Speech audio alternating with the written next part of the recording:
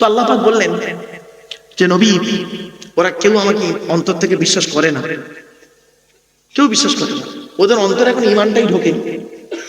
তখন বললো তাই নাকি? এরা সব মুখে বলছে, এরা মুখে বলছে আল্লাহ আমরা আপনাকে 100% বিশ্বাস করি। আল্লাহ বললেন দেখো নবী, প্রমাণ দিয়ে দিচ্ছি। এবার আয়াতটা শুনুন। فَإِذَا رَكِبُوا فِي الْفُلْكِ دَعَوُا اللَّهَ مُخْلِصِينَ لَهُ الدِّينَ فَلَمَّا نَجَّاهُمْ إِلَى الْبَرِّ إِذَا هُمْ يُشْرِكُونَ। 21 নম্বর পারা 3 নম্বর পৃষ্ঠা 3 নম্বর লাইন, সূরার নাম সূরা আনকাবুত।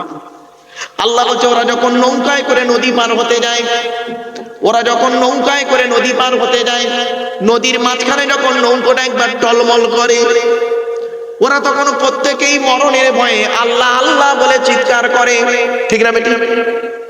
আল্লাহ বলে আমার নাম রহমান, আমার নাম রহিম। ওদের কান্না সহ্য করতে পারি না। ফালাম্মা নাজ্জাহুম ইলাল বাররি, ফেরেশতাদের মাধ্যমে যখন ওদের ডাঙায় তুলে দিই, ওরা এত বড় মুনাফিক বদমাইশ, যেই ডাঙায় উঠে গেল বিপদ থেকে উদ্ধার হয়ে গেল, ইজা হুম ইউশরিকুন, আমার সঙ্গে শিরক করে আর বলে মাঝি ভালো ছিল বলে বেঁচে গেছি, নইলে মরে যেত। ঠিক না বেটি? তখন মাঝির দোষ গুণগান করলেন। একটা সহজ উদাহরণ, সহজ উদাহরণ, বাস্তব সহজ উদাহরণটা দেখুন। স্ত্রীর পেটে বাচ্চা 9 মাস হয়ে গেছে, 1 মাস বাকি। তা ডাক্তারকে দেখাচ্ছে, ডাক্তার বলছে, ও ডাক্তারকে বলছে স্যার আমার বইয়ের পেটে বাচ্চা, নরমালে না সিজারে?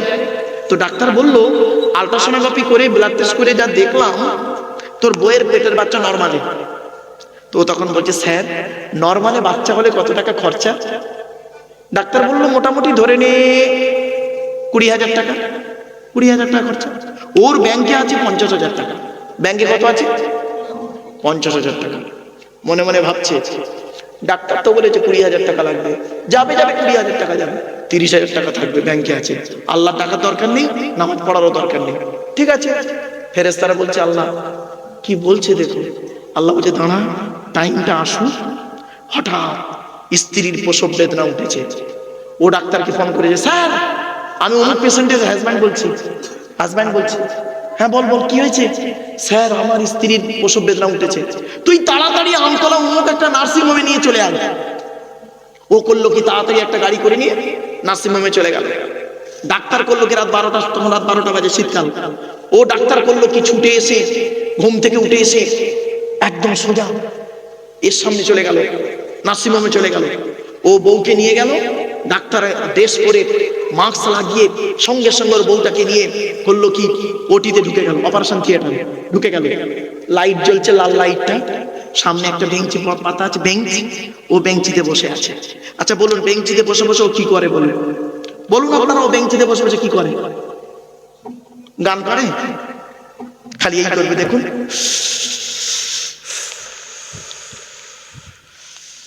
মানে হাত মোচাবে, টেনশন করছে কি হয় কি হয়। ফেরেশতারা বলছে আল্লাহ ওরম করছে কেন? আল্লাহ বলে দেখলি ওর বইয়ের বাচ্চা হচ্ছে আর ও খালি ও টেনশন করছে। আর কি করে দেখ, খালি আদম সন্তান আরো কিরকম কেলোর কীর্তি দেখ, কিরকম করে দেখ। ভালো। 1 ঘন্টা পরে ডাক্তার বের হয়েছে। বের হতেই ও গিয়ে বলছে আমার বইয়ের খবর কি? টেনশনে ওর মুখের ভাষা জড়িয়ে গেছে অলরেডি।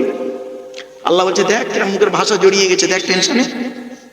তখন ডাক্তার বলছে, মাস্কটা খুলে বলছে তোকে বলেছিলাম নরমালে হবে জানিস, তোকে বলেছিলাম নরমালে জানিস, কিন্তু এখন যে পজিশন দেখছি পাটা বেঁকে আছে, একটা অপারেশন করতে হবে আর সিজার করতে হবে।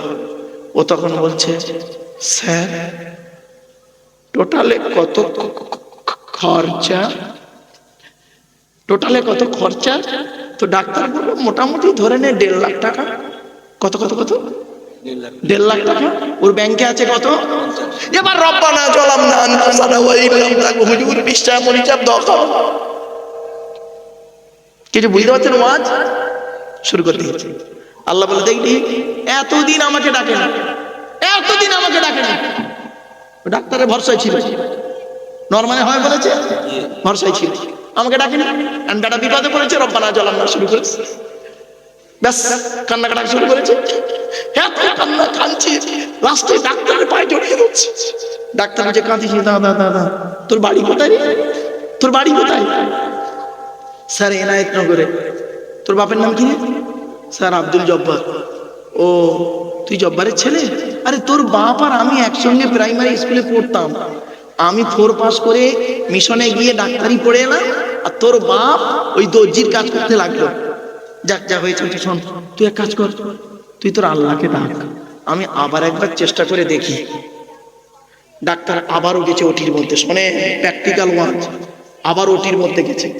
এবার ও কি করে বলুন, ও এবার কি করে দেখুন। দ্বিতীয় স্টেপ, প্রথম স্টেপটা তার হাতের মোচড়া ছিল, দ্বিতীয় স্টেপটা শুনুন। আল্লাহ যদি আমার বউ বাচ্চা বেঁচে যায়, মসজিদে 1 কুইন্টাল রড দেবো, মাদ্রাসায় 100 বস্তা সিমেন্ট দেবো। হরদম খালি মান্নত করছে, বুঝতে পারছেন? ফেরেশতারা বলছে আল্লাহ আপনার কত দানশীল বান্দা, দেখুন কত মান্নত করছে। আল্লাহ বলছে চিটিং বাজ, একটাও দেবে না, ও চিটিং বাজরা দেবে না। ফেরেশতারা বলছে আল্লাহ দেবে না? বলছে হ্যাঁ দেবে না। দেখ দেখ এক্ষুনি দেখ না কি হয়, দেখ। ভোর 3টে বাজে ডাক্তার বের হয়েছে। ডাক্তার বের হয়ে না ওর সামনে এসে ঠিক এইভাবে দাঁড়িয়ে আছে, দেখুন। ও ভেবেছে আমার বউ বাচ্চা দুটোই মরে গেছে, এইভাবে যখন দাঁড়িয়ে আছে চুপ মেরে। কিছুক্ষণ পরে মাথায় হেঁট করে উঠে মাস্কটা খুলে কি বলছে জানেন? তোর কপালটা খুব ভালো জানিস, তোর বইয়ের পেটের বাচ্চা নরমালে হয়েছে আর বেটা ছেলে হয়েছে। মুহূর্তের মধ্যে ও কি বললো শুনলেন? স্যার আপনি ছিলেন বলে আমার বউ বাচ্চা বেঁচে গেছে, নইলে মরে যেত। আল্লাহ ফেরেশতাদের বললে দেখলি দেখলি এতক্ষণ আমার দান করছিল, রব্বানা জালামনা করছিল, আর যেই বিপদ থেকে উদ্ধার হয়ে গেল আমার ভুলে গেল, আমার ভুলে গেল। কোরআন বলছে আমি বলিনি, ফাইদা মাসাল ইনসানা দুরুদানা লিজামবিহি আও কাইদান আও কাইমা ফালাম্মা কাশাফনা আনহু দুররাহু মাররা কাআল্লাম ইয়াদউনা ইলা দুররিম মাসসা। 11 নম্বর পারা, একেবারে 7 নম্বর পৃষ্ঠা, 12 নম্বর লাইন, সূরার নাম সূরা ইউনূসের 11 নম্বর আয়াত। আল্লাহ বলে দিলেন এ মানব জাতি এমন, এরা যখন কোনো বিপদে পড়ে দাঁড়িয়ে বসে শুয়ে আমি আল্লাহ আমার কাছে কাকুতি মিনতি করে কান্নাকাটা করে, ঠিক না বেটি?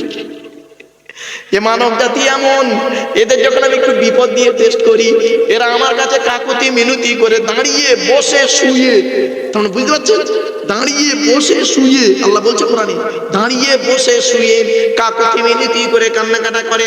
আর যেই ওর বিপদ থেকে উদ্ধার করে দিই, এমন ভাবে বাইরে বাজারে বুক ফুলিয়ে চলে, ওর যেন কোনো বিপদই হয়নি। আমার বাপের অনুরোধ করে শুনে নিন, তাই আল্লাহর কোরআন জানিয়ে দিল 1 নাম্বার হলো মান আমানা বিল্লাহ, 100% আল্লাহকে আপনি বিশ্বাস করুন। আল্লাহর নবী কি করতেন শুনে নিন, খেতে গেলে আল্লাহর নাম, খেতে গেলে আল্লাহর নাম, শুতে গেলে আল্লাহর নাম। এই জন্য আল্লাহ রাসূল বলতেন কুল্লু আমরিন জিবাদিন লাম ইউবদা বিসমিল্লাহির রহমানির রহিম ফাহুয়া আফতার। আল্লাহর নবী বলেছেন প্রত্যেকটা কাজ যখন শুরু করবে বিসমিল্লাহ দিয়ে শুরু করবে। বিসমিল্লাহ ছাড়া কোনো কাজ যদি করেছো ওটা হবে লেজ কাটা, হতে কোনো বরকত হবে না।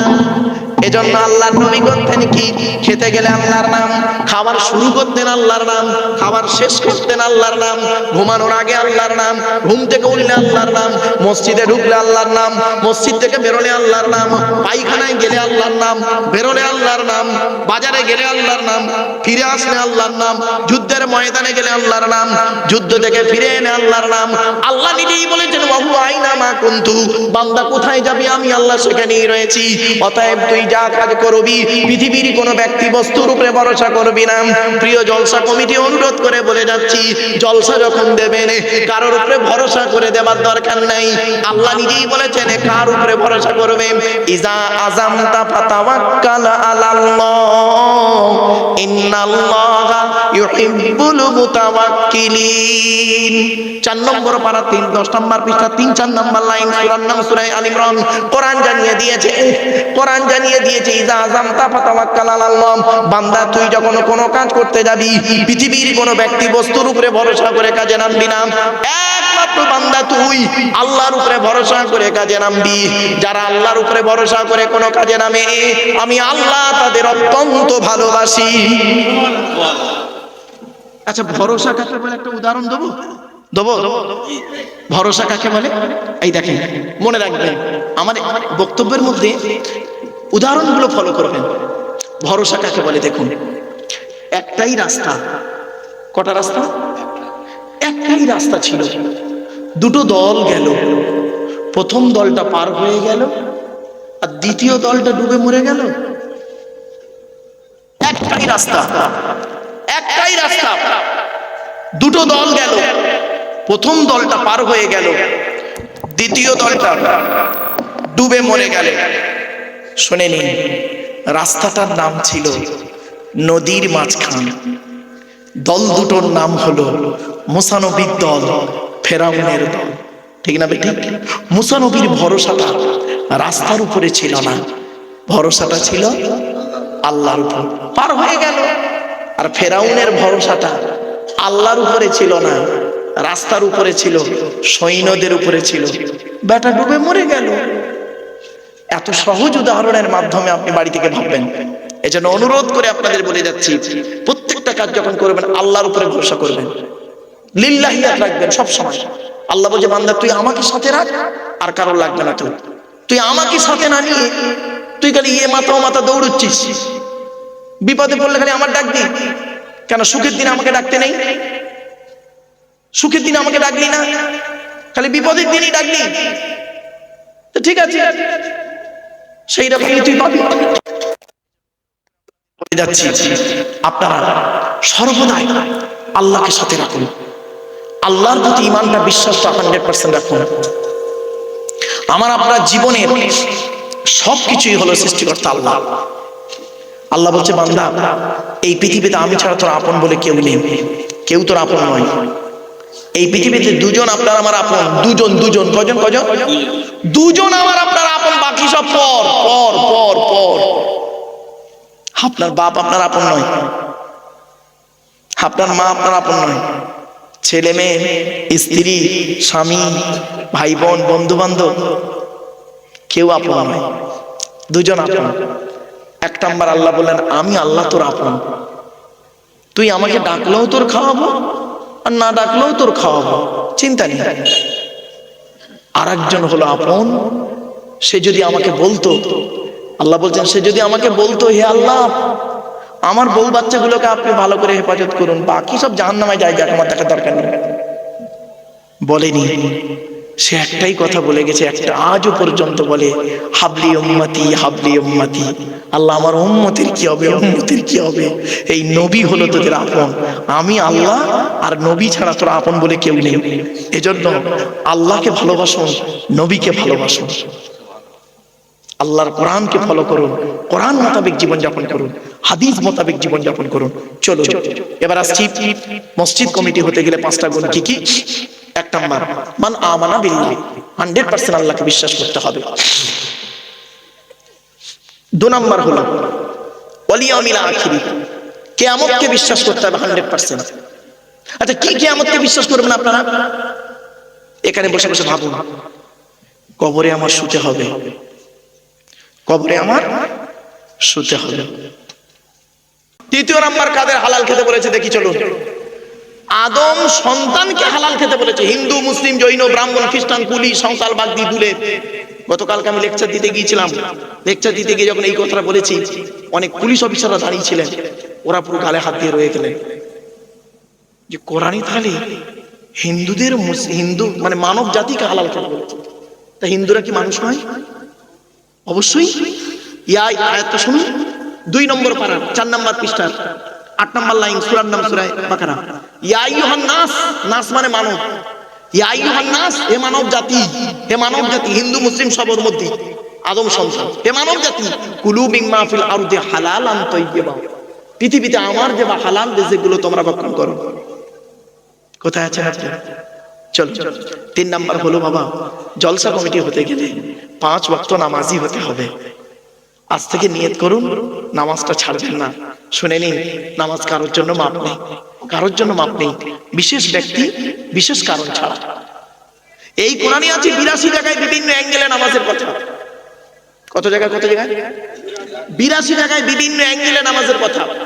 আর জানেন 92 জায়গায় আছে লেখাপড়ার কথা, 92 জায়গায় আছে লেখাপড়ার কথা কোরআনে। তা কোন সংখ্যাটা বেশি, 82 না 92? তা লেখাপড়ায় পিছিয়ে কেন? কোরআনের প্রথম বাক্য ছিল ইকরা, রিড, পড়ো পড়ো পড়ো। আমাদের তো লেখাপড়া নেই, আমরা তো পিছিয়ে আছি। বাড়ি থেকে ভাববেন, ছেলে মেয়েকে সুশিক্ষায় শিক্ষিত করুন, সুশিক্ষায় শিক্ষিত করুন। মনে রাখবেন, ছেলেকে ধনী না বানিয়ে জ্ঞানী বানিয়ে যান, ধনী না বানিয়ে জ্ঞানী বানিয়ে যান। যদি আপনি কজ দেখান আমি গরিব মানুষ, আমার ছেলে মেয়েকে লেখাপড়া শেখাতে পারবো না, ওটা কজ নয়। যে চাই চিনি তাকে যোগাই চিন্তা মনে।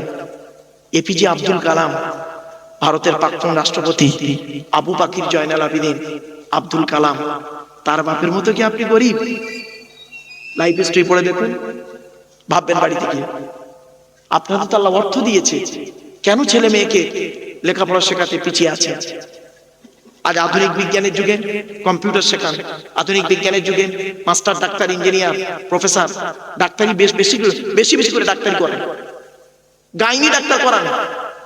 কেন না গাইনি ডাক্তার? মেয়েদেরকে আপনারা খালি এই 9 বছর 8 বছর 10 বছর বয়স হয়ে গেলে খালি তাকে 9 10 পড়িয়েছে, সাদা চামড়া পরিয়ে বিয়ে দিয়ে দিলেন। আপনি কি জানেন 1 mother is equal to 100 teacher? একটা মা হলো 100 জন শিক্ষকের সমতুল্য।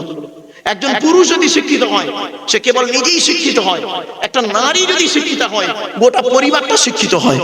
ঠিক না বেটি? আপনি কোথায় আছেন? আজ আমরা কোন জায়গায় পড়ে আছি? চলুন একটু ভাবি।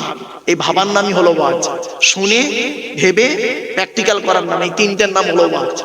চলেন এবার আসছি মসজিদ কমিটি। মসজিদ কমিটি যাকে তাকে করবেন না, কোরআনে আল্লাহ পাক বলেছেন। ছোট্ট একটা উদাহরণ দিচ্ছি। আচ্ছা, মসজিদ যদি মসজিদ কার ঘর? আল্লাহর ঘর। মসজিদ যদি আল্লাহর ঘর হয় তা কমিটি কে করবে? আর কথা না, সহজ উত্তর, যার ঘর সে করবে। মসজিদ যদি আল্লাহর ঘর হয় কমিটি করবে কে? আল্লাহই করবে। তা আল্লাহই তো কমিটি করে দিয়েছে এই কিতাবে, আপনাদের তো বলা হয়নি সেগুলো। মৌলবীরা তো আপনাদের সে কথা বলেইনি। আল্লাহই তো কমিটি করে দিয়েছে according to Islamic law, not only according to Indian law, according to Islamic law. এটা আপনি কি ভাবতেন কিতাবটাকে? আমরা এই কিতাবটাকে ইউটিলাইজ করেছি কিভাবে?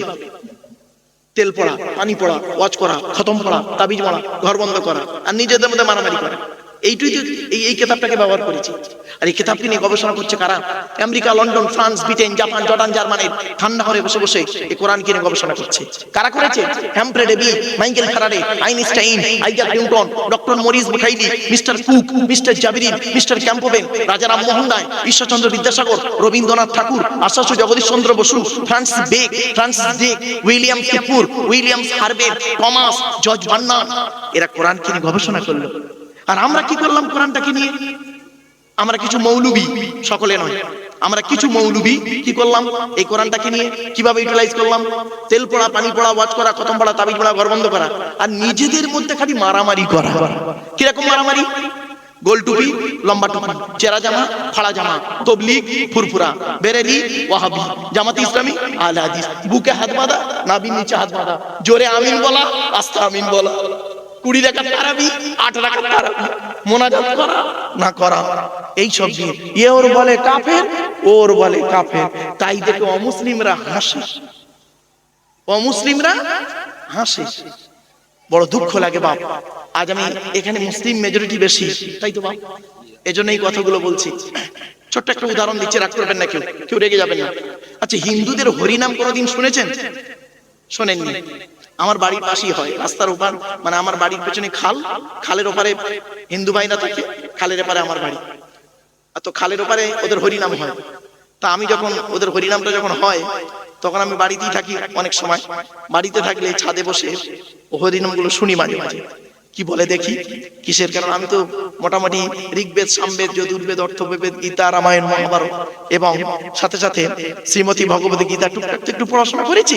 তা আলোচনা করতে করতে আমি দেখলাম একজন এলো, 3 ঘন্টা আমাদের পালা, 3 ঘন্টা বক্তব্য রেখে নেমে গেল। পরের জন এলো, 3 ঘন্টা বক্তব্য রাখলো, নেমে গেল। আর একজন এলো, আর একটা দল এলো, 3 ঘন্টা বক্তব্য রেখে নেমে গেল। এইভাবে 9 ঘন্টা কেটে গেল। ওই তাদের মধ্যে তো ঝগড়া মারামারি দেখতে পেলাম না। কিন্তু দুঃখের বিষয় কি জানেন? দুঃখের বিষয় কি জানেন? এই ইসলাম ধর্মের এই জলসাগুলোতে দেখবেন একজন মাওলানা উঠলো, 2 ঘন্টা ওয়াজ করবে।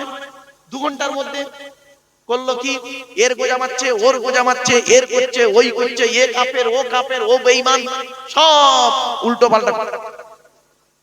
হ্যালো হ্যালো,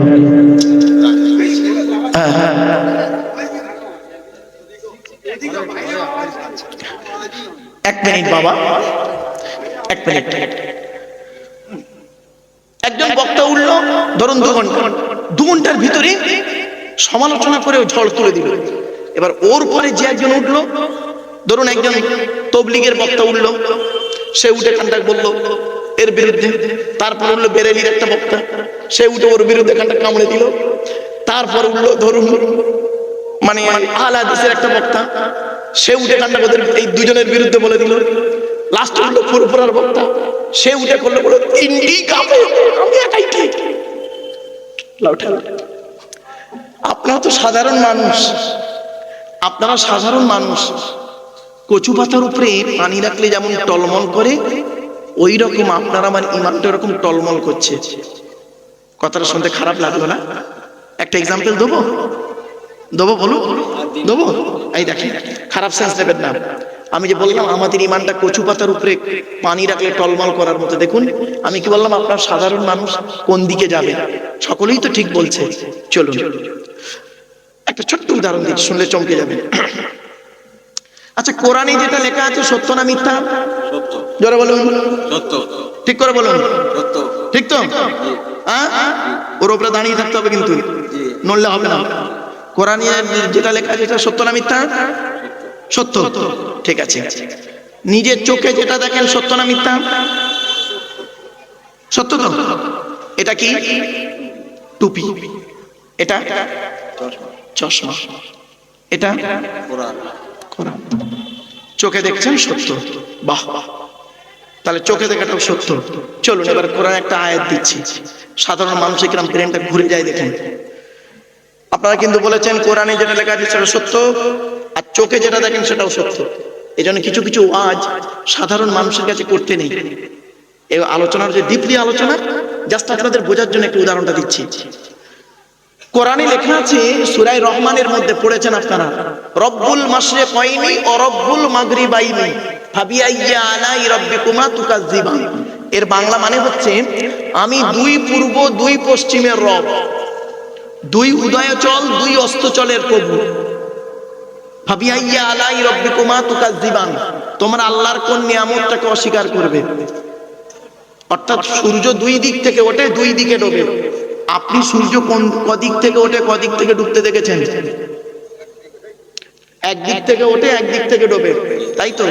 যদি আপনার চোখে দেখা সত্য হয় কোরআন মিথ্যা, আর যদি কোরআন সত্য হয় তাহলে চোখে দেখা মিথ্যা। একটা বের করুন। হলো হলো তো? এবার উত্তরটা দিয়ে দিচ্ছি, টেনশন নেবেন না, উত্তরটা দিয়ে দিচ্ছি। শোনেন, কোরআনের এই আয়াতটাকে নিয়ে আমেরিকার কিছু বৈজ্ঞানিক তারা গবেষণা শুরু করলো। আমরা তো সব গবেষণা করি না, আমরা তো তেল পোড়া পানি পোড়া নিয়ে মারামারি করতে ব্যস্ত। বললো 2 উদয়চল 2 অস্তচল, সূর্য 2 জায়গা থেকে ওঠে, 2 জায়গায় ডোবে, কি করে হতে পারে? কোরআনে ভুল আছে। চলো কোরআন গবেষণা। গবেষণা করতে করতে করতে করতে উত্তর পেয়ে গেল, কোরআনই সত্য। জোরে বলুন সুবহানাল্লাহ। উত্তরটা শুনুন। উত্তরটা বের করলো, আজ আপনাদের বলে দিচ্ছি।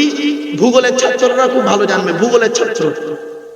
শীতকাল আর গ্রীষ্মকাল। শীতকালে সূর্য ওঠে এই কোণ থেকে ওঠে, এই কোণে ডোবে, দিনটা হয় ছোট, রাতটা হয় বড়। আর গ্রীষ্মকালে সূর্য ওই কোণ থেকে ওঠে, ওই কোণে ডোবে, দিনটা হয় বড়, রাতটা হয় ছোট। তাহলে হিসাব মতো সূর্য দুই জায়গায় থেকে ওঠে। আল্লাহ বললেন আমি দুই উদয় চল, দুই অস্ত চলের প্রভু।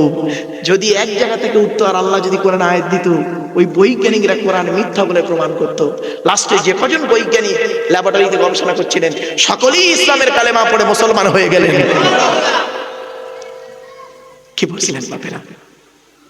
চলেন এগিয়ে যাই। এবার আসছি মসজিদ কমিটি যাকে করবেন। কোরআনে আল্লাহ বলে দিয়েছে মসজিদ কমিটি কি হবে, যাদের মধ্যে 5টা গুণ থাকবে। কটা কটা বাবা? 5টা গুণ। 1 নাম্বার কি?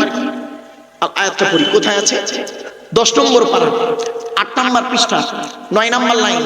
সূরার নাম সূরা তাওবা, 18 নাম্বার আয়াত। আল্লাহ বলছেন ইন্নামা ইয়ামুরু মাসাজিদাল্লাহ মান আমানা বিল্লাহ ওয়াল ইয়াউমিল আখির ওয়া আকামাস সালাত ওয়া আতাজ যাকাত ওয়া লাম ইয়াখশা ইল্লাল্লাহ ফাআসা উলাইকা আন ইয়াকুনু মিনাল মুহতাদিন। এর বাংলা মানে কি? আল্লাহ বলছেন মসজিদ আমার ঘর, আমার ঘরের দায়িত্ব যে সে নিতে পারবে না। আমার ঘরের দায়িত্ব তারাই নেবে যাদের মধ্যে কমসে কম 5টা গুণ থাকবে। কটা কটা? 5টা গুণ। কি কি? মান আমানা বিল্লাহ, যে ব্যক্তি 100% আমি আল্লাহ, আমাকে বিশ্বাস করবে। এখন আপনাদের একটা প্রশ্ন করি, আপনারা তো এখনই আমাকে বলবেন আরে মারুফ সাহেব কি বলছেন, আমরা আল্লাহকে 100% বিশ্বাস করি। স্বাভাবিক, আপনারা আল্লাহকে 100% বিশ্বাস করেন তো? আরে বলুন না হ্যাঁ কি না। চলো, আপনাদের মতো না, নবীর যুগে একটা ঘটনা ঘটেছিল, কোরআনে আছে সূরা হুজুরাতে 26 পারায়। আরবের কিছু লোক এসে নবীকে বলল, হে নবী, আমরা আল্লাহকে 100% বিশ্বাস করি, 100% বিশ্বাস করি। নবীজি ওদের কথা শুনে বলেছিলেন বাহ বাহ, খুব ভালো, খুব ভালো, খুব ভালো। এই কথা বলার পরে সঙ্গে সঙ্গে আল্লাহ জিবরাইলকে পাঠালেন, জিবরাইল চলে যান। জিবরাইল এলেন, কোরআনের আয়াত নাজিল হলো। আল্লাহ বললেন নবী খবরদার ওদের মুখের কথা বিশ্বাস করুনি, খবরদার করবেন না ওদের মুখের কথা বিশ্বাস। ওরা আল্লাহ আমাকে 100% বিশ্বাস করে না, করে না, করে না। আয়াতটা বলি, ক্বালাতিল আরাবু আমান্না কুল লাম তুমিনু ওয়ালাকিন কুলু আসলামনা ওয়ালাম্মা ইয়াদখুলিল ঈমানু ফি কুলুবিকুম। 26 নম্বর পারা, 16 নম্বর পৃষ্ঠার একেবারে 10 নম্বর লাইন, সূরার নাম সূরা হুজুরাত। আরবের কিছু মানুষ আছে, নবীকে বলল আমরা ঈমান এনেছি। আল্লাহ বললেন কুল্লাম তুমিনু, নবী তুমি বলে দাও তোমরা কেউ ঈমান আনোনি, বরং বলো ওয়ালাকিন কুলু আসলামনা, আমরা ইসলাম এনেছি। ঈমান আর ইসলামের মধ্যে পার্থক্য আছে বাবা।